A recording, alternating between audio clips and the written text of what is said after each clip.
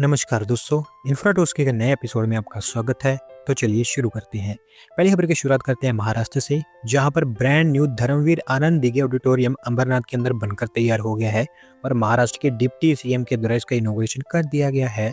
तो दोस्तों, ये ऑडिटोरियम थाने के फेमस गडकरी रंगायतन के लाइन्स पर बनाया गया है और ये एक नया हब होगा थिएटर, म्यूजिक और आर्ट के लिए। कल्चरल परफॉर्मेंस और स्टेज शोज यहाँ पर आप देख पाएंगे। 2 स्मार्ट कॉन्फ्रेंस हॉल्स, एक एग्जीबिशन गैलरी, एक वर्कशॉप स्पेस, ग्रीन रूम्स, एक क्राई रूम और एक कैफेटेरिया भी यहाँ पर सेटअप किया गया है।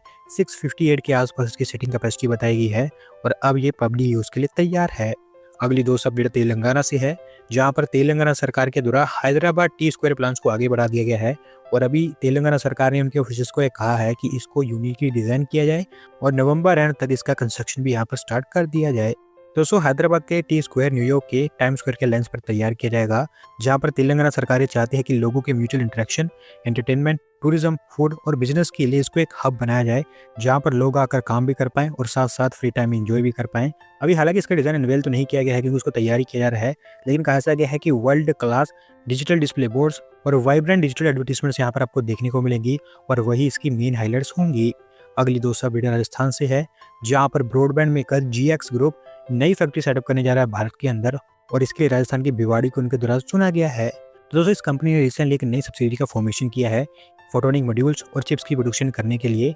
गुड़गांव में इन्होंने इसको रजिस्टर करवाया है और ऐसा बताया गया है कि इसी सब्सिडरी के थ्रू इनके देश के अंदर कई सारी फैक्ट्री सेटअप की जाएंगी फोटोनिक मॉड्यूल और चिप्स की मैन्युफैक्चरिंग को लेकर। ये पहली फैक्ट्री अभी जो भिवाड़ी में बनकर तैयार होगी, यहाँ पर फोटोनिक मॉड्यूल से मैन्युफैक्चर किए जाएंगे।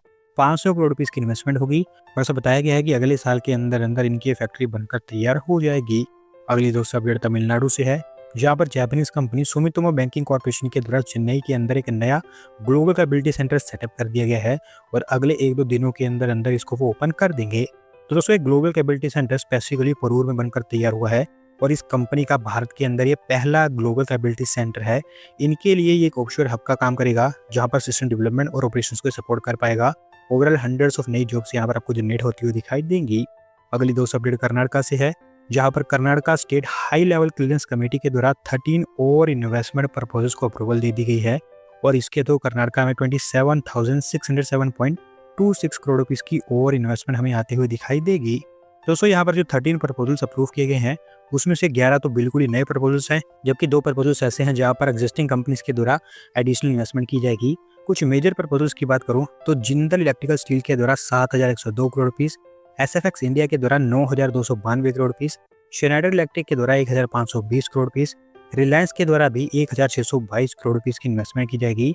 एक बार जब सारी की सारी इन्वेस्टमेंट हो जाती है तो उसके थ्रू 8,704 नई जॉब जनरेट हो पाएंगी।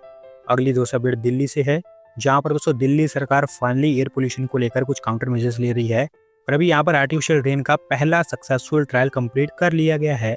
दोस्तों, दिल्ली में जो एयर पोल्यूशन हमें हर साल देखने को मिलता है, ये अब एक ग्लोबली नॉन प्रॉब्लम बन चुकी है और ये बहुत ही अनफॉर्चुनेट है कि हमारे देश की राजधानी और उसके आसपास की एरिया की एयर क्वालिटी इतनी खराब है। बहुत ही खराब पिक्चर हम दुनिया के सामने प्रेजेंट कर रहे हैं।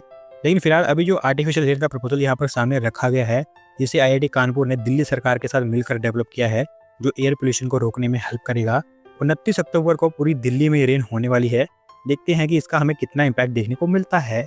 अगली 2 अपडेट फिर से महाराष्ट्र से है, जहां पर दोस्तों महाराष्ट्र सरकार ने डिसाइड किया है कि नागपुर आईबीएफसी को वो महाराष्ट्र का नया ग्रोथ इंजन बनाएंगे और इसी को सपोर्ट करने के लिए नागपुर के अंदर बीकेसी के लाइंस पर एक नया बीकेसी नागपुर सेटअप किया जाएगा। दोस्तों, वैसे मैं आपको पहले ही क्लियर कर दूं कि नागपुर का ये बीकेसी प्रोजेक्ट नागपुर आईबीएफसी का हिस्सा नहीं होगा, जिसको भी रिसेंटली महाराष्ट्र सरकार के द्वारा अप्रूव किया गया है। ये most public separate commercial hub होगी, जो काचीपुरा लोकेलिटी में बनेगी, नागपुर वेस्ट में 19 हेक्टेयर्स के एरिया में फैली होगी। अभी ऐसा बताया गया है कि लैंड सर्वे वगैरह यहाँ पर कंप्लीट कर लिए गए हैं, जहाँ पर पाया गया है कि मोस्ट ऑफ द लैंड जहाँ पर बनना है वो इंक्रोच कर ली गई है, जिसे बहुत ही जल्द क्लियर कर दिया जाएगा इसके डेवलपमेंट के लिए।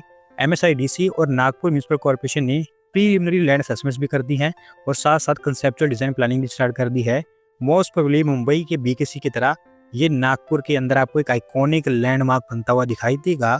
आज की दोस्तों आखिरी अपडेट आंध्र प्रदेश से है, जहां पर वर्ल्ड बैंक के द्वारा अमरावती कैपिटल सिटी के लिए $200 मिलियन की और फंडिंग अप्रूव कर दी गई है और दिसंबर के आसपास इस फंड्स को रिलीज कर दिया जाएगा। दोस्तों, अमरावती कैपिटल सिटी के लिए वर्ल्ड बैंक और एशियन डेवलपमेंट बैंक दोनों ने $800 मिलियन की फंडिंग कमिट की है। टाइम टू टाइम इनके द्वारा रिलीज की जाती है।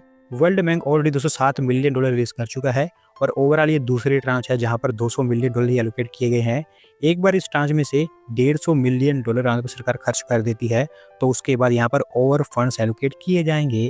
दोस्तों आज की वीडियो में बस इतना ही। अगर आप अपनी तरफ से अपडेट सबमिट करना चाहते हैं तो शिक्षा मीडिया के लिंक पर क्लिक करके सबमिट कर सकते हैं। और अगर वीडियो पसंद आई हो तो वीडियो को लाइक करें, चैनल को सब्सक्राइब करें। धन्यवाद वीडियो को देखने के लिए।